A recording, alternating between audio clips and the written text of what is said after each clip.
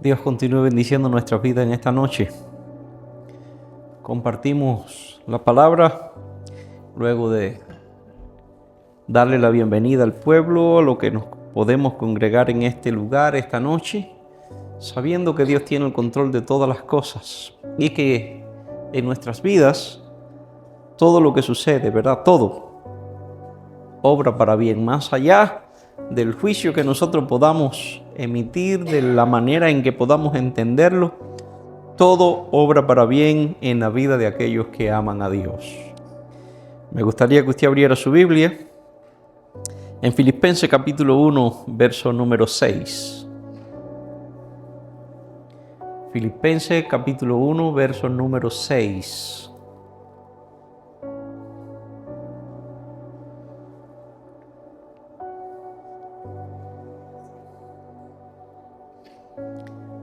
Dice así la Escritura: estando persuadido de esto, que el que comenzó en vosotros la buena obra, la perfeccionará hasta el día de Jesucristo.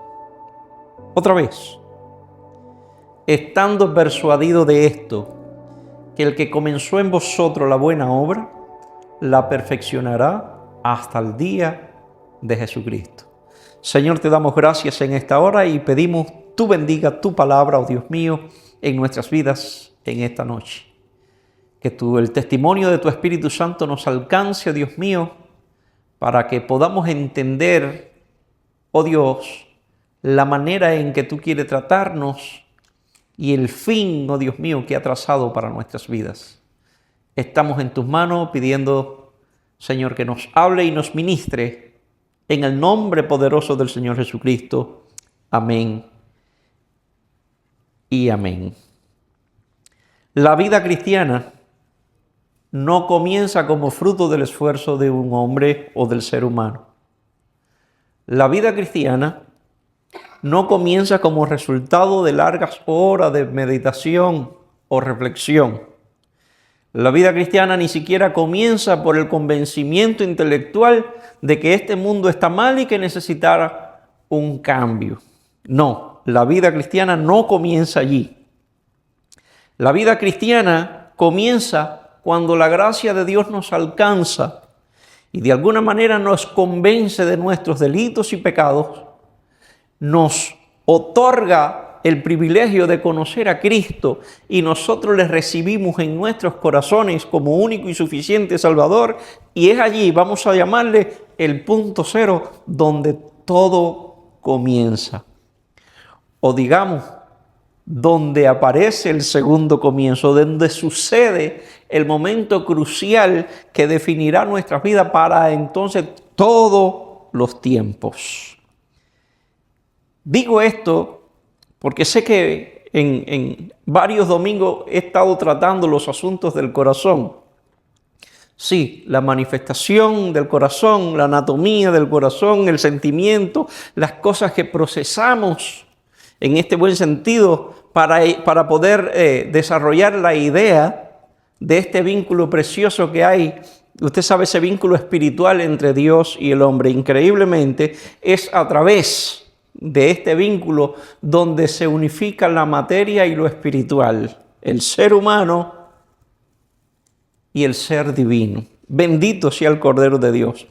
Y no quiero dar por terminada este tiempo de reflexión sobre estos asuntos, porque es muy interesante que nosotros podamos entender la manera tan profunda y directa que Dios trata con nosotros a fin de perfeccionarnos y presentarnos puro y santo para Él mismo. Por eso digo que la vida cristiana no comienza como el esfuerzo humano o como resultado de largas horas de reflexión, en la conclusión que podemos llegar que el mundo está mal y necesita un cambio, y entonces nosotros fuimos los alumbrados, nuestra mente se alumbró y llegamos a la conclusión, sí, Cristo. No. La gracia de Dios nos alcanzó. Él nos llamó. Tocó nuestro corazón y encendió en nosotros la necesidad de seguirle y de reconocerle. Sí, eso viene de Dios. Nosotros creemos en el libre albedrío. Creemos en lo que alguien definió como la gracia previniente o anticipante. Que cuando estábamos perdidos, Dios empezó a tratar con nosotros. Y esta conclusión llega cualquier cristiano que en verdad se esté convertido al Evangelio o al Señor Jesucristo. Digo esto también por experiencia propia, porque posteriormente de uno conocer o tener una experiencia de fe, uno mira al pasado y dice, ciertamente, hoy estoy aquí porque Dios me libró de aquello, porque la mano de Dios me libró de aquello. Y me doy cuenta de cuántas veces, por lo menos las visibles, de cuántas veces Dios hizo cosas a mi favor y en mi auxilio, a fin de que llegara el día en que Él y yo pudiéramos restablecer comunión o tener un encuentro. Él salió a mi encuentro y de alguna manera, yo respondí a ese encuentro.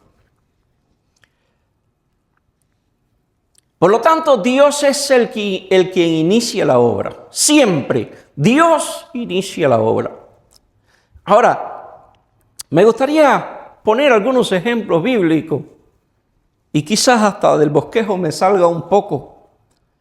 Porque cuán personal y profunda es esa obra que comenzó Dios en nuestras vidas y que la perfeccionará hasta el día de Jesucristo. El apóstol Pablo, escribiéndole a la iglesia de Filipo, dice, estemos persuadidos de esto, estemos persuadidos. Y esa palabra persuadido puede ser convencido, completamente convencido, extraordinariamente convencido, completamente convencido, sin lugar a dudas, sin posibilidad de error. Que el que comenzó en vosotros la buena obra la perfeccionará hasta el día de Jesucristo. Y me gustaría poder analizar algunos hechos bíblicos. Vamos a sacar esta noche a la luz al rey David. Cuando Dios llamó al rey David, ya había tenido una conversación y Dios le había dicho, Él tiene su corazón conforme a mi corazón. Pero cuando vemos el currículum, la vida siguiente o posterior del rey David, uno dice, está un poco conflictiva la expresión de que David tenía el corazón conforme al corazón de Dios. ¿Sabe? Es como si entrara en conflicto lo que nosotros estamos leyendo como acto subsiguiente de lo que hizo David, de lo que dijo, de cómo obró, de aquello en lo que faltó, en lo que se descuidó y en lo que pecó. Dice, un corazón de esta manera no puede estar alineado al corazón de Dios, no puede ser conforme al corazón de Dios. Tenemos dos posiciones aquí. O Dios estaba analizando un acto personal de David, el cual era capaz de enfrentar cualquier dificultad a causa de librar a las ovejas, de no perderlas, porque él era pastor y pastoreaba las ovejas de su padre. Y Dios se identifica en las Escrituras como el pastor y Jesús como el buen pastor. Entonces, en ese buen sentido pudiéramos decir, bueno, tenía el corazón conforme al corazón de Dios. Y si esa no es la clave, tendríamos que ir a la siguiente posibilidad. Que Dios de antemano estaba declarando algo que posteriormente sucedería. Que iba a comenzar en David una obra tan personal, tan profunda, un trato tan cercano, que llegaría a tener su corazón como el corazón de Dios. Y obviamente eso no lo exime de cometer errores, equivocaciones, pecados y caídas. Entonces pensemos en esto. Su corazón conforme al corazón de Dios. Partiendo del hecho de que Dios no tiene corazón en este sentido material. Y que tener un corazón simple y llanamente funcional es un corazón que bombea. Pero de alguna manera se le atañen sentimientos, pensamientos y decisiones, incluso recuerdos y almacenamientos de datos, por decirlo de alguna manera, lo cual vincula de manera espiritual al ser, a la esencia del ser humano con un, digamos, aparato cardíaco. Entonces, tenemos estas dos opciones delante de nosotros. O se estaba refiriendo solamente a un acto o una parte bien definida de la vida de David, o algo, estaba diciendo, declarando algo que posteriormente sucedería en la vida de este hombre. Un segundo hecho que me gustaría analizar sobre los asuntos del corazón tiene que ver con un profeta de la antigüedad que se llama Jonás. ¿Sabe? Jonás era un profeta, uno más, que fue enviado a una misión que uno puede decir, el único que podía hacerla era Jonás. No era el único. Fue a quien Dios designó. La pregunta es ¿por qué? ¿Por qué Jonás? ¿Sabe? ¿Por qué Jonás? ¿Por qué Jonás era el ideal? ¿Por qué Jonás era la primera opción? ¿Por qué Dios envía a alguien que Dios mismo sabe no quería y que iba a renunciar a esa obra, a ese llamado? ¿Por qué Jonás? ¿Sabe? Dios tiene un propósito general, de igual manera tiene un propósito personal contigo. Entonces, en el propósito general de Dios estaba otorgarle la oportunidad a Nínive del arrepentimiento. Pero en el propósito personal de Dios estaba un corazón dañado, entristecido y lleno de raíces de amargura, el cual estaba dispuesto, a causa de su odio, renunciar o rechazar el llamado y el mandamiento de Dios. Entonces, vamos a decirlo de esta manera: Dios dispuesto a matar dos pájaros de un solo disparo. Podía arreglar el problema general con Nínive, obrando de manera tal o de manera personal en la vida de Jonás, para sanarlo.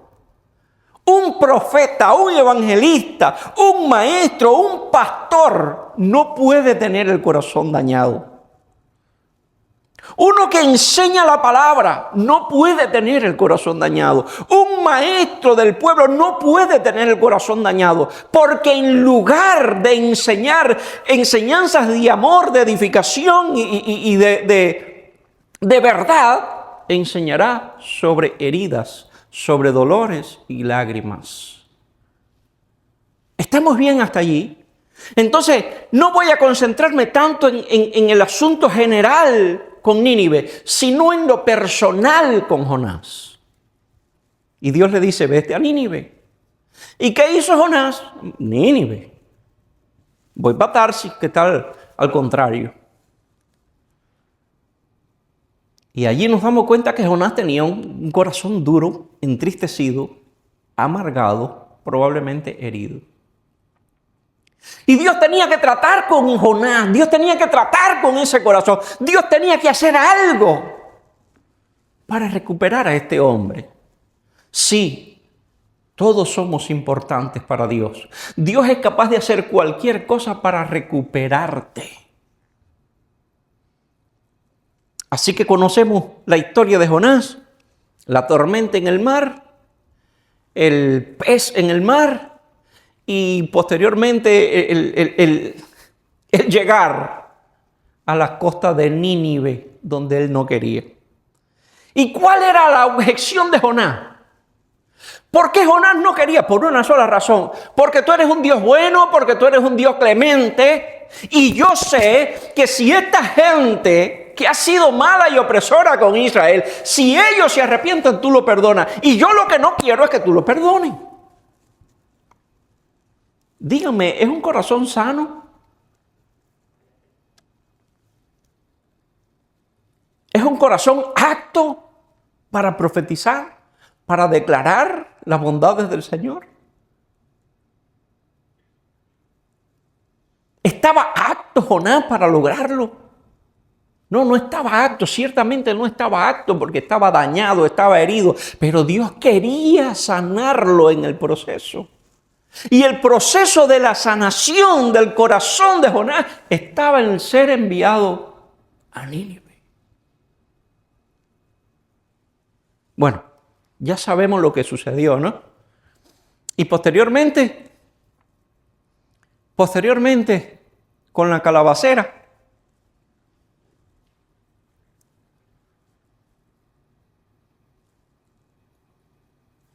Dios la hizo crecer, la hizo producir en cuestión de una noche y la hizo morir en cuestión de nada. Y el profeta se molestó. ¿Y qué Dios le dice? ¿Cuál es la manifestación de la bondad de Dios en tal caso? Chico, ¿te molesta por esto? Y no te molesta porque ellos se pierdan. Finalmente Jonás entendió. Finalmente el profeta entendió. Finalmente podemos nosotros entender que nuestras vidas es más importante para Dios que los bienes que poseemos. Y que Dios hará cualquier cosa para sanarte. Otro buen ejemplo que me gustaría poner de manifiesto en esta noche es el ejemplo en la historia del hijo pródigo, ¿sabe? En la parábola del hijo pródigo. Nosotros siempre estamos concentrados en el hijo que se fue. Obviamente las escrituras describen con mayor intensidad el que se fue, porque hay más posibilidad y es más frecuente, más común que lo que sucedió o que lo que se quedó en casa. Si bien se manifiesta la idea ilusoria de un hijo que quiere arriesgarse en perder todo lo que posee y vivir perdidamente, también nos muestra el corazón de un padre que pese a lo que pase, está dispuesto a recibirte y a perdonarte. Pero también nos sugiere algún detalle importante. El corazón del hermano. Sí, el corazón del hermano.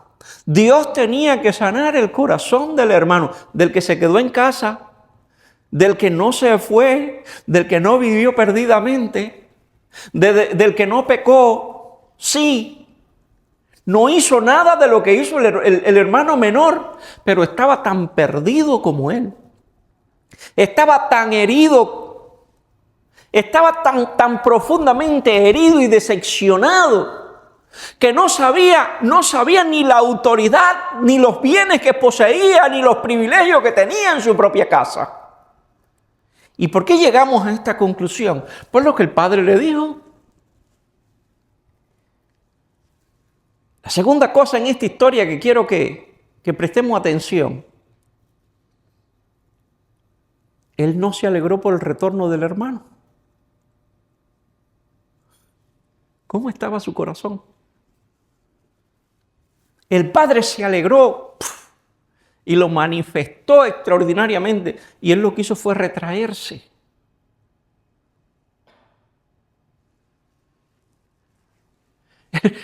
Lo único que sucedió es que exprimió el limón y salió el zumo, el líquido del limón. Puso de manifiesto su angustia.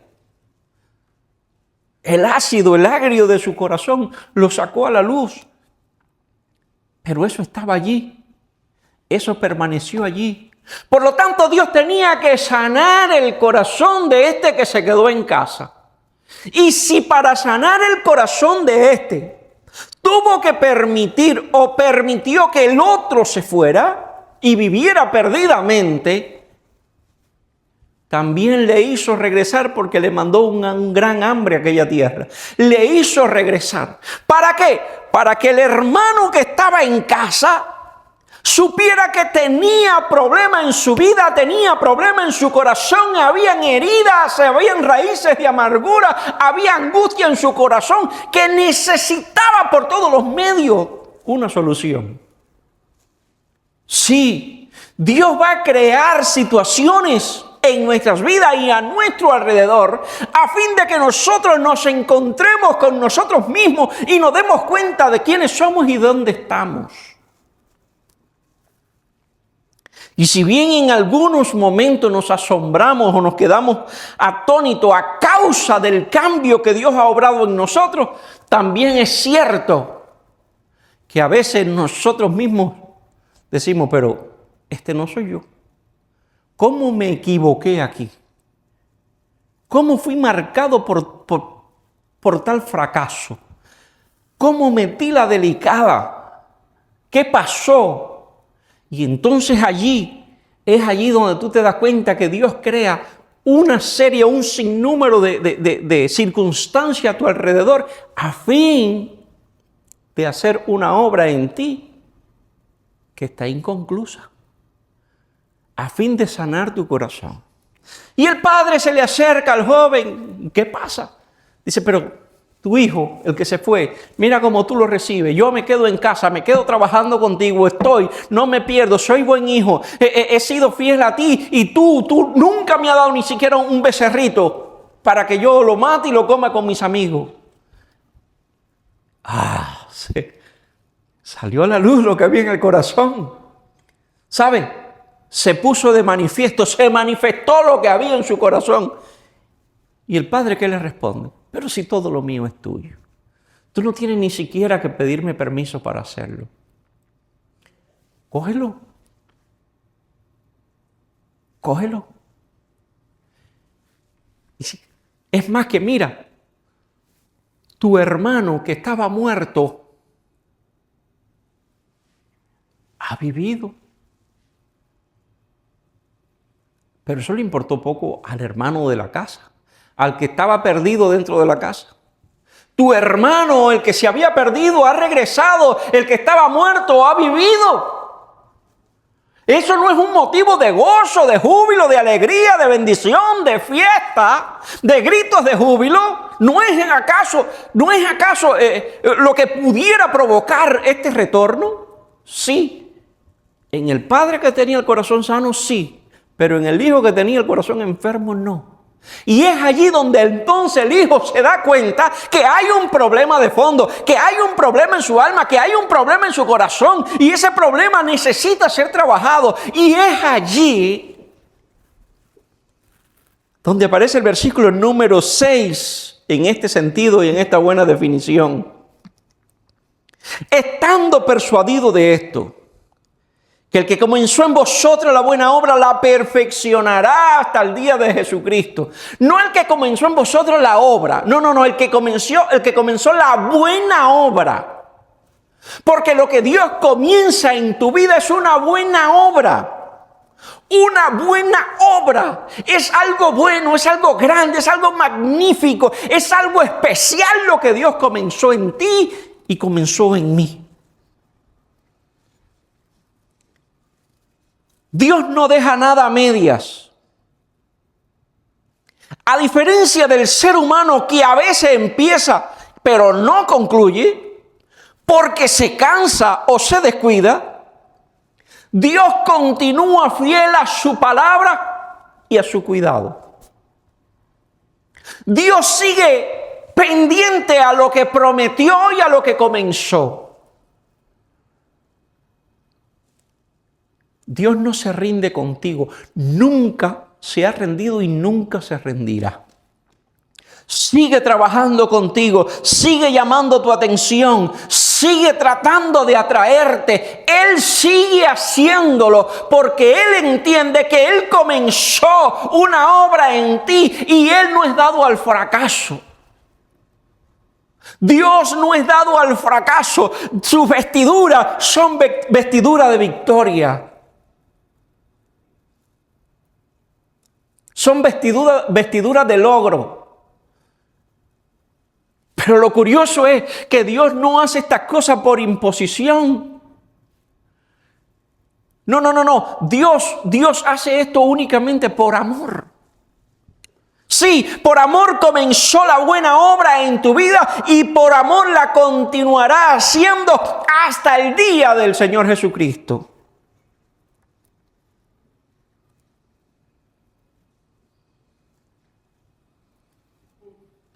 Lo que hoy pudiera parecer una demora, en realidad es parte de un proceso bien diseñado, bien elaborado, para que llegue al final, a la meta, como Dios quiere, un hombre completamente renovado. Con la definición de Job: temeroso, amoroso, apartado del mal y apartado del mal. Un hombre justo, un hombre con la estatura del varón perfecto. Un hombre que ha pasado, como alguien dijo, por las verdes y la madura, pero permanece fiel porque sabe que aquel que lo llamó es fiel. Permanece firme, pues se sostiene como mirando al invisible.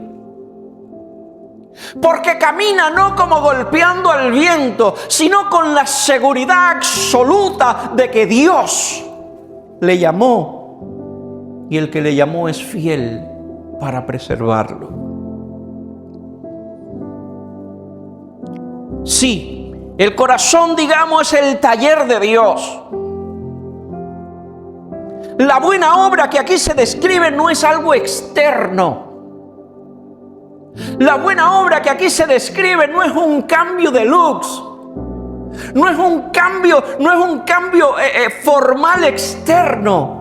No es la parte externa de la religión. No. Lo que aquí se describe es una obra interna, algo espiritual, algo que sucede adentro, un cambio rotundo por acá adentro, al cual la Biblia pudiera definirle alma, algo que se llama espíritu. Dios transforma todo allí, sana todo allí, saca todo el desecho que tiene que sacar y pone toda la bendición que tiene que poner, a fin de que el hombre de Dios sea enteramente perfeccionado para toda buena obra. Dice amén a eso. Por lo tanto, Él trabaja en el interior. Y una vez logrado su propósito interno, entonces lo externo comienza a ser afectado. Sí, comienza a ser afectado. Dije una vez en la vida, o lo dije varias veces, pero digamos, por experiencia personal, nadie es tan sacrosanto como para no cometer errores, como para no equivocarse, como para no tropezar. Nadie es tan perfecto como para no errar al blanco. Nadie es tan sabio como para no emitir falsos juicios o juicios errados. Pero esto no te inhabilita. Dios no te aparta a causa de tus imperfecciones. Todo lo contrario, Él te atrae más a Él, hacia Él. Él te atrae más hacia Él, a fin de tratar en tu corazón con tus imperfecciones. Porque Él quiere hacer de ti un hombre nuevo. La meta: el día del Señor Jesucristo, el día en que Cristo vuelva, el día en que nosotros seamos levantados a la presencia de Dios. Ese día estaremos completos. Ese día lo mortal se viste de inmortalidad y lo corruptible de incorrupción. Y somos presentados, amados y amadas, sí, en esa transformación como de un abrir y cerrar de ojos, como hijos verdaderos del Dios eterno, que nos recibe no como éramos, sino como somos, transformados únicamente por su gracia. Despojado de todo peso de pecado que asedia. Nos presenta justo para sí mismo. Porque el día del Señor Jesucristo, las ropas de vileza serán rasgadas y tendremos vestiduras nuevas, como de lino, limpio y resplandeciente, que son las acciones justas de los santos. Ahora, si de alguna manera nosotros entendemos que ya lo logramos, estamos más equivocados que el hijo que se quedó en casa. Estamos más perdidos que el hijo que se fue.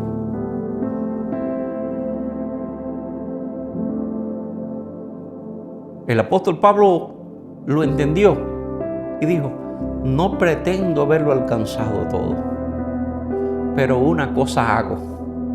Y esa cosa que él hacía, te sugiero, es sugerente para ti y para mí poderla hacer también. Ciertamente me olvido de lo que queda atrás o lo que está detrás y me extiendo hacia la meta, al supremo llamamiento de Dios en Cristo Jesús. Y créeme que tú y yo estamos envueltos en un propósito general, pero estamos envueltos en un propósito personal. ¿Se da cuenta? Sí, hay un propósito general contigo, porque tú eres parte de algo, de una familia, de una iglesia, de un pueblo, de un edificio, de una novia, futura esposa del Señor Jesucristo. Pero en lo personal, tú eres hijo, tú eres hermano. Y en ese asunto personal, Dios va a tratar contigo de manera personal y hará todo lo que tenga que hacer a fin de que tú y yo seamos transformados, para que cuando llegue el día estemos completamente aptos y preparados para darle la bienvenida al Rey de Gloria. Nuestros corazones son engañosos. Así dice la Biblia, ¿no? Engañoso más que todas las cosas. Engañoso y perverso. Hay dos acciones y siempre mencionamos la primera y se nos olvidan. Engañoso y perverso. En otras palabras, puede engañarnos a nosotros mismos. Puede hacernos creer que está bien o que estamos bien cuando no lo estamos. ¿Cree usted que el hijo que se quedó en casa creía que estaba mal? No, él creía que estaba bien. El que estaba mal para él fue el que se fue. Piense eso. Él se evaluaba a sí mismo como bien. No, yo estoy en la casa, estoy con papá. Yo no me he ido, no le he faltado el respeto. No he descuidado sus bienes, no lo he desperdiciado. Mi hermano es un bandolero, es un bandido, es un sinvergüenza, es un mal hijo. Pero cuando llegó la hora clave de no concentrarse en lo que sucede con los demás, sino en recibir la experiencia personal, este muchacho tiene que haber llegado a la conclusión: ah, no, espérate, que yo estoy más mal que mi hermano. Sí, eso es una buena conclusión. Yo puedo juzgarte a ti como lo más mal de la vida o lo más malo. Tú puedes juzgarme a mí como lo más malo de la vida. Y concentrarte tanto en lo externo a tu persona, que todo el mundo está bien. Perdón, que todo el mundo está mal y tú estás bien. ¿Sabes? Pero Dios tiene un propósito personal. Está creando circunstancias para llegarte o ponerte en una situación en un punto cero, en un punto muerto, donde tú choques y digas, no, espérate, que ya no se trata de que ellos están mal, se trata de que yo estoy peor. No se trata de que si él se fue y regresó, se trata que aunque yo me quedé, estaba herido, estaba muerto en mi propia casa. Tendríamos que hacer esta siguiente oración. Señor, gracias porque tú comenzaste en mí una buena obra. No me permitas que me rinda por no entender tu proceso. Dame paciencia y fe y esperanza para seguir contigo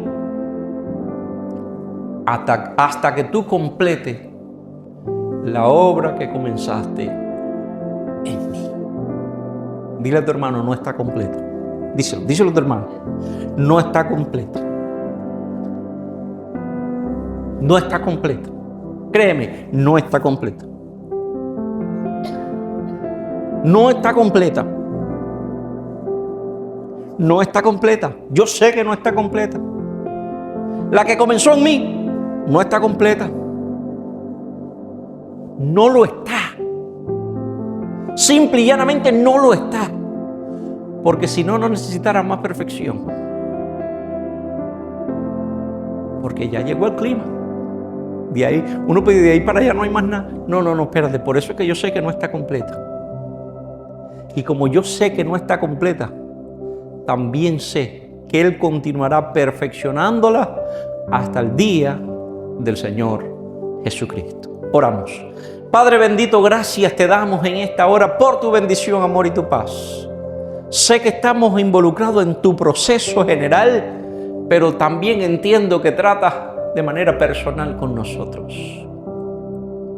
Señor, a veces descuidadamente evaluamos lo que nos rodea, olvidándonos de mirar lo que somos y lo que nos afecta.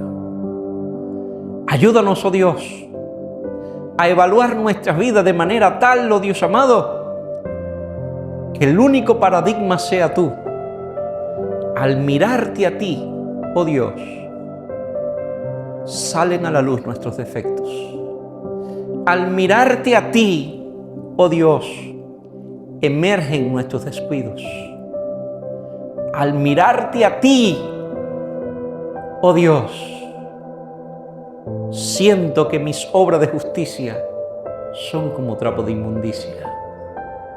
Señor, sea yo transformado, sea mi corazón sanado, sea quitada toda raíz de amargura y todo juicio, Dios mío, hacia mis hermanos, y que pueda yo concentrarme en la obra que tú comenzaste, abriendo mi corazón, oh Dios mío, para que te sea más fácil. Sí, que al final tú puedas decir de nosotros, este mío tiene un corazón conforme a mi corazón. Gracias te damos en esta hora. Te pedimos en bien, llévanos a nuestros hogares. Tu paz y bendición sea con nosotros. Amén y amén. Que Dios continúe bendiciendo su iglesia en esta noche.